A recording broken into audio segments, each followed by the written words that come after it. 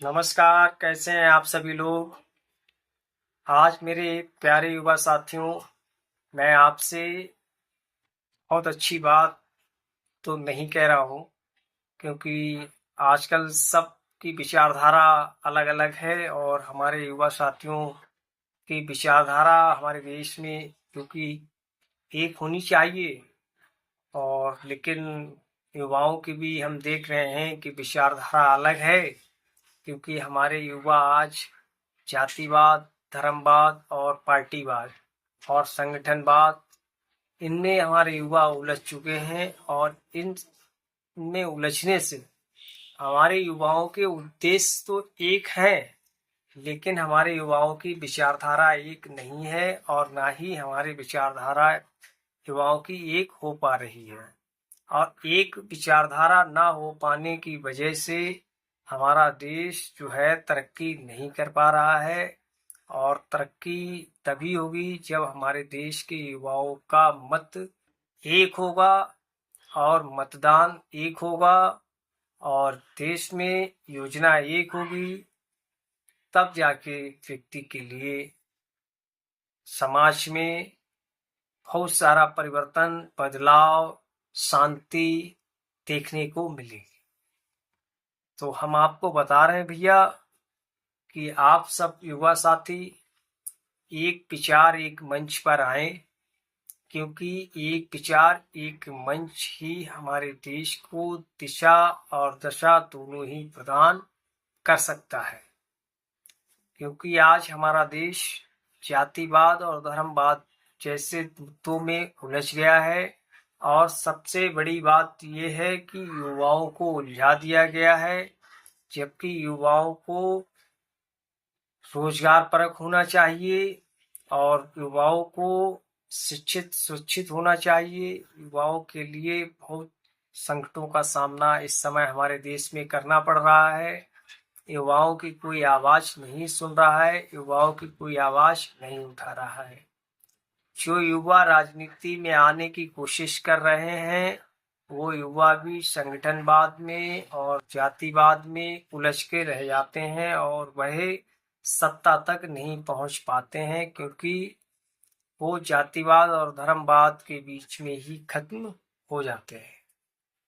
दोस्तों, राजनीति हमारे देश की एक बहुत ही लचीली प्रक्रिया है और इसकी पारदर्शिता जभी आएगी जब हमारे देश का युवा जागरूक होगा और हर मतदाता जागरूक होगा, तभी हमारे देश की तरक्की हो पाएगी, हमारे देश में बदलाव आ पाएगा। और हमारे देश के जो युवा हैं वो इस समय सबसे ज़्यादा हम देख रहे हैं कि क्राइम की ओर भी बढ़ रहे हैं और अपराध जो है युवाओं के अंदर जन्म ले रहा है।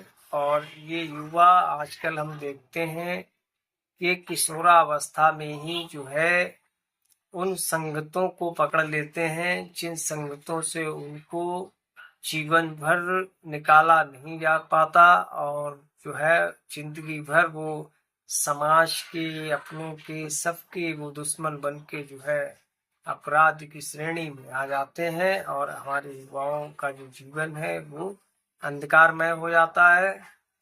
तो दोस्तों, युवाओं के लिए बहुत सोचना पड़ेगा और युवाओं के लिए एक मंच पर आना पड़ेगा, युवाओं के लिए एक मत होना पड़ेगा और युवाओं के लिए सर्वप्रथम जागरूकता के लिए आगे बढ़ना होगा। आगे बढ़ेंगे तभी हम कुछ करेंगे। तो दोस्तों, आज जो हमारे देश में युवाओं की स्थिति है, उनकी परिस्थितियों का अगर हम मूल्यांकन करते हैं तो उनकी परिस्थितियां बड़ी भयावह स्थिति में होती हैं। और उन स्थितियों का अगर बखान किया जाए तो आज युवाओं की हालत ये है कि बेरोजगारी के हालात में युवा और कर्ज के हालात में युवा विद फैमिली के अपने रूमों में जो है, अपने घरों में जो है आत्महत्या जैसा कदम उठा लेते हैं। युवाओं को व्यापार में नुकसान हो रहा है तो उनको ऐसी कोई विकल्प नहीं दिखती जिससे कि वो इस आत्म कायर भरे जो है रास्ते से निकल सकें और पुनः फिर वो अपनी जिंदगी की शुरुआत कर सकें।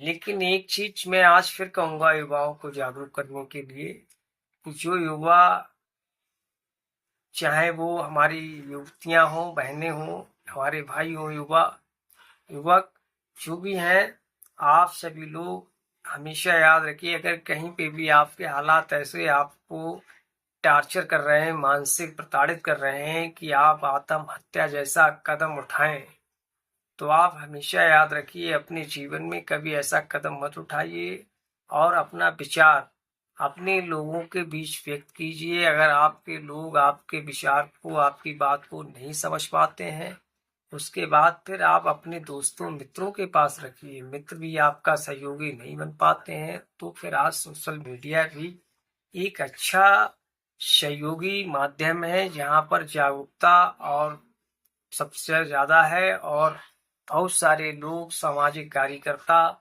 हमेशा सोशल मीडिया पर जो है निगरानी करते हैं, रखते हैं ऐसे विचारों को जिनको फिर से जिंदा रखा जा सके।